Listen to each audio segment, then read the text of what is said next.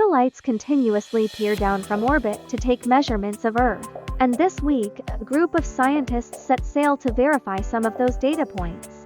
On June 2nd, the SCOAPE Satellite Coastal and Oceanic Atmospheric Pollution Experiment Research Team, in partnership with the U.S. Interior Department's Bureau of Ocean Energy Management, took to the seas in the Gulf of Mexico for its second campaign to make surface-based measurements of air pollutants. The primary pollutant scientists are measuring is nitrogen dioxide NO2, the compound that reacts with sunlight to make ground-level ozone, said in Thompson, Senior Scientist Emeritus for Atmospheric Chemistry at NASA's Goddard Space Flight Center in Greenbelt, Maryland, and Senior Researcher at the University of Maryland, Baltimore County.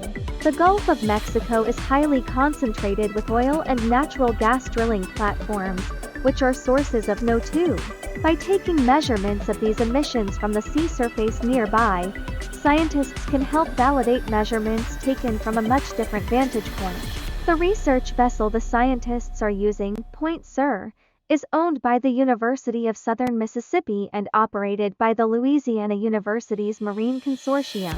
We're the eyes on the surface to understand how well the eyes in the sky are working, said Ryan Stauffer, research scientist for the Atmospheric Chemistry and Dynamics Laboratory at Goddard. Stauffer is also the principal investigator for the SCOAPE project.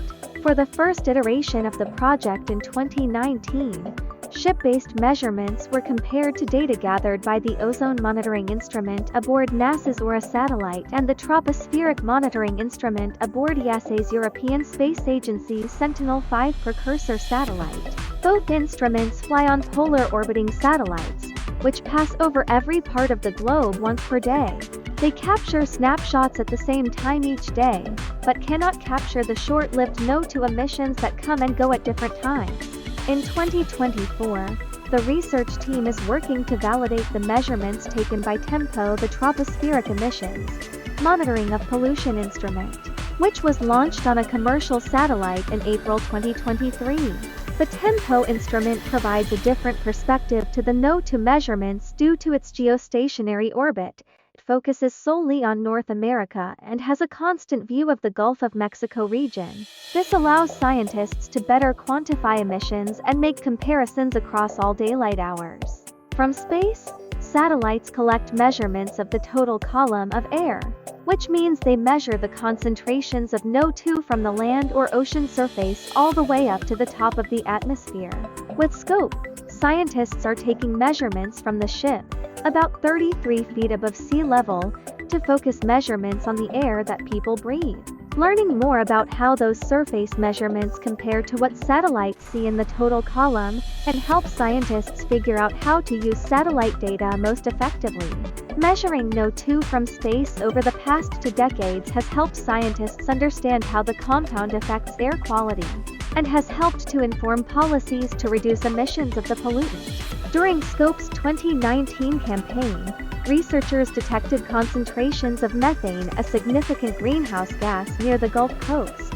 This time around, the scientists are looking to accurately measure these concentrations from the surface as well.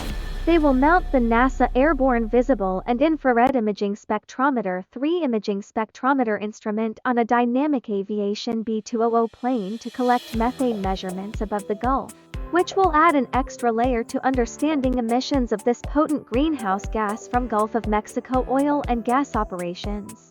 It has historically been difficult to measure methane from space, but scientists are working to build those capabilities. As with NO2, taking surface measurements helps scientists better understand the measurements taken from space.